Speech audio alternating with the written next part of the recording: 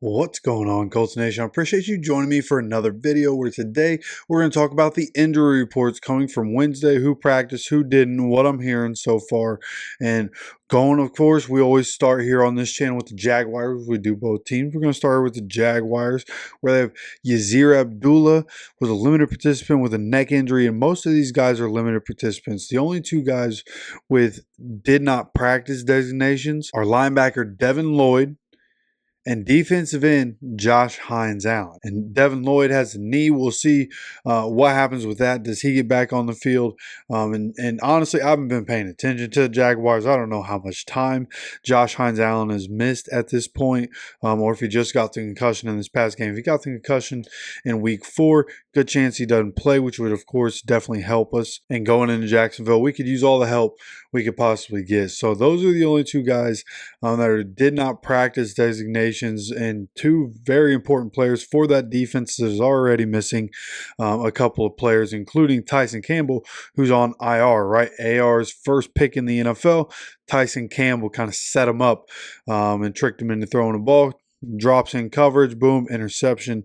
He is already out because he's on the IR. So everybody else that we're looking at here, you have the top 2 running backs as limited participants. Tank Bigsby with a shoulder, and Travis Etienne also a shoulder injury. Then you also have Jerry and Jones, cornerback, with a shoulder injury. So they have 3 guys on this list with a shoulder injury, but all of them were limited participants. So you would assume they're going to continue to ramp up through the week, and these guys are going to be able to get on the field.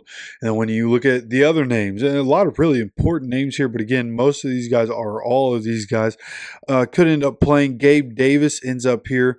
Also, with his shoulder injury, didn't even notice that there's a 4th shoulder injury. And then Evan Ingram has a hamstring injury.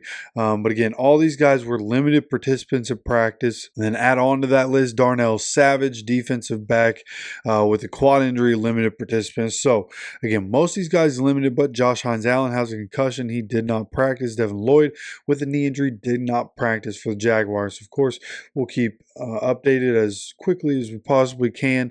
Again, because of the day job, I'm not going to be able to get today's injury report out until tomorrow morning. And then because the schedule is going to work out for me, instead of doing, Friday injury report in its own video, I think we might go live on Saturday for a little while, just to talk Colts football, talk about the latest injury report, talk about some stuff that I saw on Twitter, just stuff that I bookmarked that I see about the Colts that I think, hey, maybe we could talk about this on the channel. So we'll probably do that Saturday evening at some point. So make sure you subscribe with notifications on so you get notified when we go live for that. We're also going live Sunday for the game. Okay, but then talking about the Colts injuries, this is what we're all here for, right? Talking about the Colts injury report. Zaire Franklin showed up because he has an illness. He did not practice. Of course, Ryan Kelly is on the practice report. He did not practice. So whatever's going on with that neck, whatever tweak that he got, still not practicing, which it's Wednesday. A lot of veterans don't practice on Wednesday, especially as you go through the year. Guys are dealing with different things. That's when you start to see G days, right? Guys that aren't ready to practice on Wednesday, or they get to Friday and guys are getting a rest day. So whatever the case may be, we'll see what happens with Ryan Kelly, and we'll update that through the week. Kenny Moore did not practice with that hip injury, and that's another key injury, but Chris Lamons was able to step in, played well this past week. Samuel Womack stepped in, played very well this past week. So, feel a lot better about our cornerback room than I thought I would. To be completely honest with you, I thought Lamon's getting on the field, or Lamons, I thought him getting on the field would be a bit of a liability. But he was making some plays for us. Womack played incredible for us. I thought he did a really good job in the game. So if Kenny Moore, I feel like with the way Bortolini and the way those secondary guys, the way they played in this last game, makes the team feel good about, hey, we could keep Kelly and Moore out. for another game. Let these other guys play. We feel good about what they can give us, and let these veteran guys, these older guys, let them heal up, and then get them when we go to play the Titans. So in all honesty, I wouldn't be completely surprised if we don't see Ryan Kelly and Kenny Moore playing in this game. It'll be interesting to see what happens with Kwity Paye in his quadricep injury. He did not practice. And, we have Dio and Latu. I think, most teams will primarily use two guys, right? Or that's ideally what you have is two studs on the outside. Well, we have Latu and we have Dio. I feel real good about that. Then you switch everybody else on those inside positions at the nose tackle and the 3 tech. So I think, we could see Kwity also being one of those guys. Hey, we feel good about the guys that we have out here. Let's go ahead, sit Kwity. But do they just want to have the depth? So you try to push Kwity back, see if he can get back on the field this week just to feel more comfortable. But again, I wouldn't be surprised if Kwity was one of those guys that ends up not playing for us this week.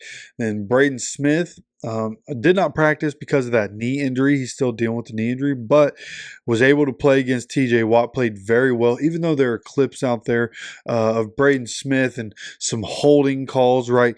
When you go back and look at it, and some of those, like there was one where TJ Watt was getting held, like bear hugged is what they said on the Pat McAfee show. That was after the ball was released. So even though, yes, would have ended up being a holding call, the ball was out of Joe Flacco's hands. Braden Smith may have known that, so that's why he just grabbed onto him, try to tell him to, or try to get him to stop his momentum so he's not trying to go after the quarterback still. Whatever the case may be, Braden Smith played very good against TJ Watt. TJ Watt ends up with no pressures. I think he ended up with getting credited with 2 pressures. One was on Braden Smith, one was on somebody else. So played extremely well in the game. Having him back this year, he looks like Braden Smith again, right? I was somebody who's been on this channel talking about, hey, maybe we should trade Braden Smith, try to get something else. Well, listen, you bring Matt Gonsalves in, and all of a sudden, you have Braden Smith playing like Braden Smith again. You bring A.D. Mitchell in, and having AR healthy, and Alec Pierce comes out, at least for the first 3 weeks, look like our best receiver. So it looks like, creating that competition has done exactly what you want to do. Guys don't get complacent. It's exactly what you don't need is guys getting complacent. So having competition has seemingly helped out, right? In the cornerback room, we're seeing on the defensive line, right? A lot of different positions, wide receiver, and of course on the offensive line. So what else do we have here? We have Grant Stewart with a heel injury, did not practice. Jonathan Taylor did not practice with his ankle injury. And they have Anthony Richardson, who gets listed as a limited participant with an oblique injury, kind of what we expected. Very light load early in the week, and then as the week goes on, getting more work. Now, we have Joe Flacco. Joe Flacco getting more reps with the one and doing the team drills. So Joe Flacco is going to have the comfortability, right? Working with the offense, getting the cadence down, getting communication down with everybody, and figuring everything out. So it'll be interesting to see how it works, right? Could Anthony Richardson be another one of those guys where, hey, we feel good about our depth at this position, so we can go ahead and hold him out for this game. They were cautious with him in the game, even when he thought he could come in, right? He tried to get in, and they pulled him out. They said, you know what, let's just go ahead and keep you out. And so we did see Anthony Richardson for the rest of the game. Do they keep him out and let him continue to heal so that we can have Joe Flacco, right? I assume that's going to be in consideration. Of course, getting Jonathan Taylor back would be great. High ankle sprain, that's one that we're definitely going to watch. But I feel like I have a pretty good sense of all this. Zaire, assuming the illness isn't, something insane, he should be back and good to go this week. But I can see Ryan Kelly, Kenny Moore, Kwity Paye, Anthony Richardson all being guys that are like, you know what, we feel good about our depth. We can go ahead and rest these guys this week. And then Jonathan Taylor, feel like probably not going to play, but it'd be nice to have him. Then Grant Stewart, we'll see what happens there. I believe he played this past week. Don't hold me to that. I think he played. But nonetheless, he's on here. Braden Smith, expect him to play. But he's a guy doesn't have to practice to play. We saw that last week. So you let me know how you're feeling about the injury report, your thoughts about all this down in the comments section. And we have another video coming out later, going to be talking about Michael Pittman Jr. So make sure you subscribe with notifications on so you get notified anytime we have any more content dropping on this channel, anytime we go live on this channel, whatever the case may be. Make sure you get notified for it. Of course, appreciate you stopping by for another video. As always, take care of yourself, take care of each other, and go Colts.